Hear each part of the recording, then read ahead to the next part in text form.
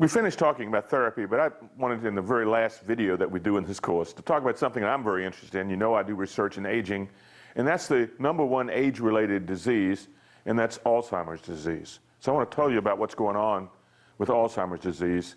A lot of research is going on with this pathology, really supported by the National Institute on Aging. First, I want to point out that if you look at psychological disorders in older adults, they were much rarer than any other age group. Here we see age 18 to 44, 45 to 64, and 65 and above.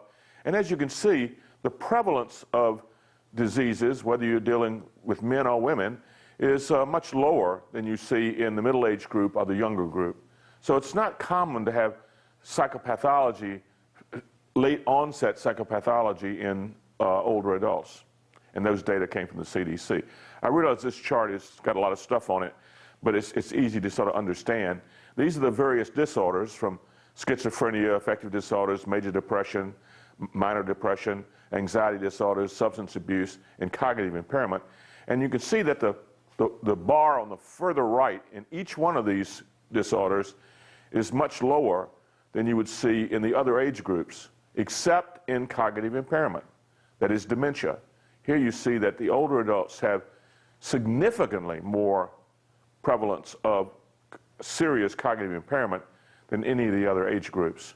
So the one disorder that really is, you'll find more in older adults than you will in any other age group are cognitive impairment disorders, Alzheimer's disease being the most serious of those. Alzheimer's disease is just around us everywhere. Here are some people who died of or have Alzheimer's disease or have died from Alzheimer's disease. Pat Summitt, some great documentaries doing the Final Four on her Alzheimer's disease, the Tennessee basketball coach. Glenn Campbell, the folk singer, has now just finished his last concert tour because of his Alzheimer's impairments. And then two that have died, Charles Heston and Ronald Reagan, both were diagnosed with Alzheimer's disease and died from it. So it is something that, as a society, we're very aware of.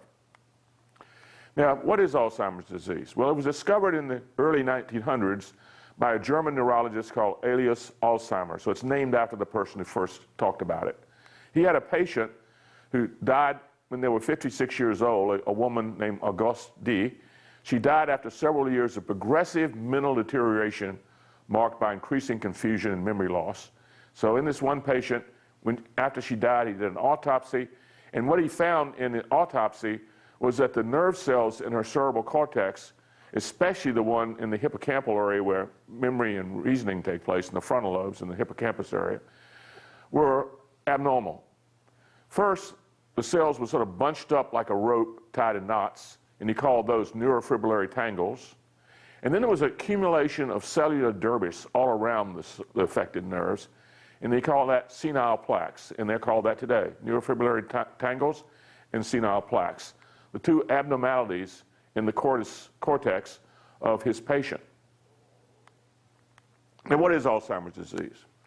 It's a brain disorder which gradually destroys the ability to reason, to remember, to imagine, and to learn. So it's very much a cognitive disorder. And it becomes so severe, the brain becomes so affected by the disease that it begins affecting things like being able to swallow, being able to do autonomic responses, and the person can die from it. It's a serious cause of death in people over 80, for example. In the latter stages of the disease, Alzheimer's patients no longer can recognize themselves.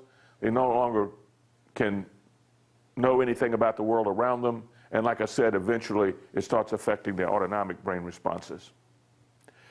The senile plaques and neurofibrillary tangles sort of take over healthy brain tissue and just devastates the areas of the brain that are associated with intellectual functioning, even in the early stages of the disease. Alzheimer's disease used to be called, and certainly what Alzheimer meant it to be, was pre-senile dementia. When you have Alzheimer's disease in your 50s, like Pat Summitt, for example. But now it's used to really cover senile dementia.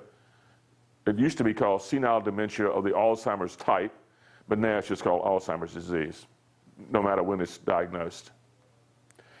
The risk factors for Alzheimer's disease: age, it is age-related, family history and genetics, because there's a very strong genetic predisposition for Alzheimer's disease, and I'll talk about that. And then also Down syndrome. If a Down syndrome person lives to be age 40 or 50 or so, then they will typically develop senile dementia, develop dementia of the Alzheimer's type. And the reason for that is that on the gene that produces Down syndrome, the gene abnormality also is a gene that is important for developing Alzheimer's disease. If you look at the prevalence of Alzheimer's, these are actually the numbers for 2012 developed by the Alzheimer's Association. Age 65 and under, only 4%.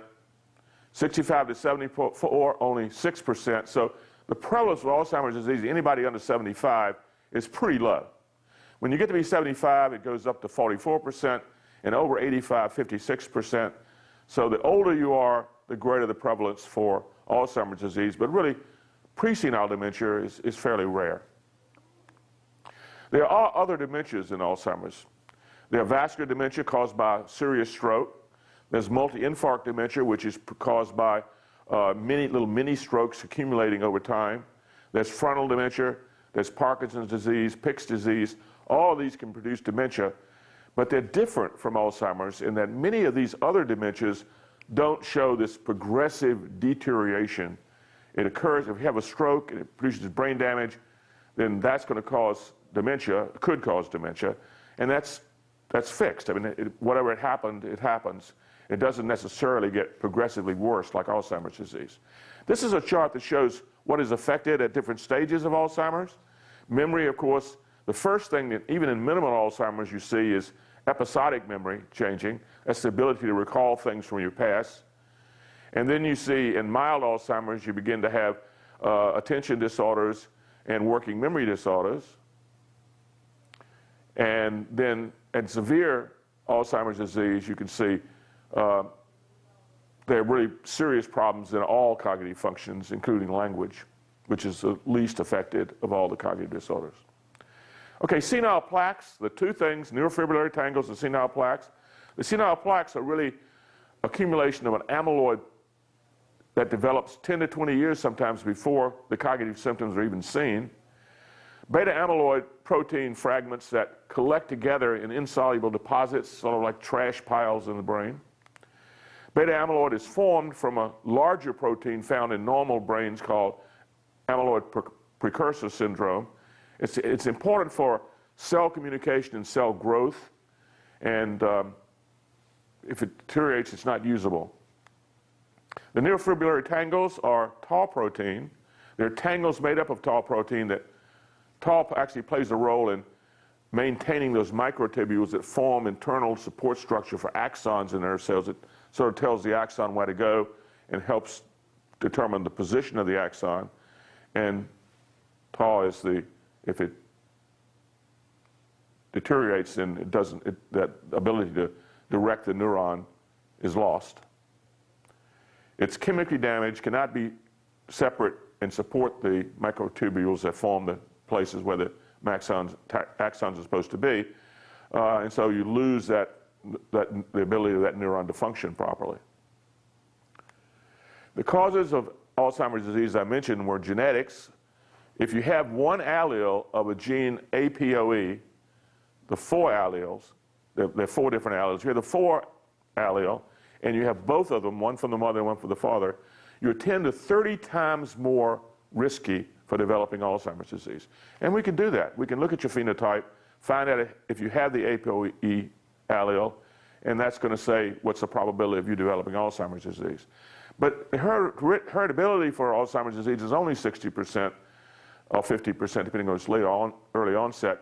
So we know there are other factors that influence Alzheimer's disease. We just don't know what they are. I remember one time when people thought using aluminum cookware produced Alzheimer's disease. That hasn't been supported. But we know there are environmental factors.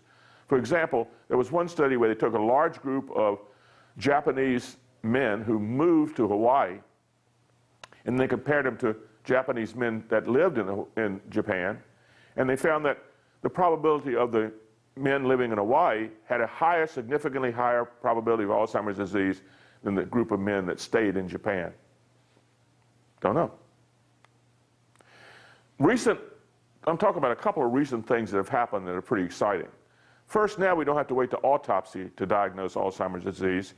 That people have developed PET images for looking at plaques and tangles in the brain using neuroimaging. There are two different labs that did this in 2004, Barrio and Small's lab at UCLA, and Klunk and Mathis's lab at University of Pittsburgh. Now there are lots of universities, including Emory University here in Atlanta, that have developed techniques to look at plaques and tangles, amyloid and tau, in the brains while people are alive and without having some kind of invasive technique.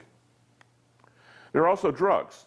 There are drugs now that are prescribed for Alzheimer's disease, like Aricept, but at best, all they do is slow down the progression of the disease. They don't stop it, they don't reverse it, and only in some people. It doesn't affect all people. But there's a new drug that's been developed at Purdue called CTS 21166 that actually blocks an enzyme that is important for the creation of beta amyloid in the brain.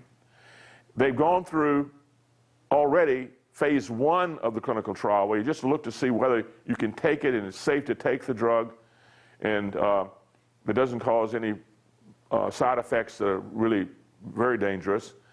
They passed phase 1 and they've started now phase 2, which is looking at how the drug actually works with Alzheimer's disease. But I think a lot of people think that that's going to be a nice addition to what we can do to help people that have Alzheimer's. Right now, there's very little we could do. Well, that's it.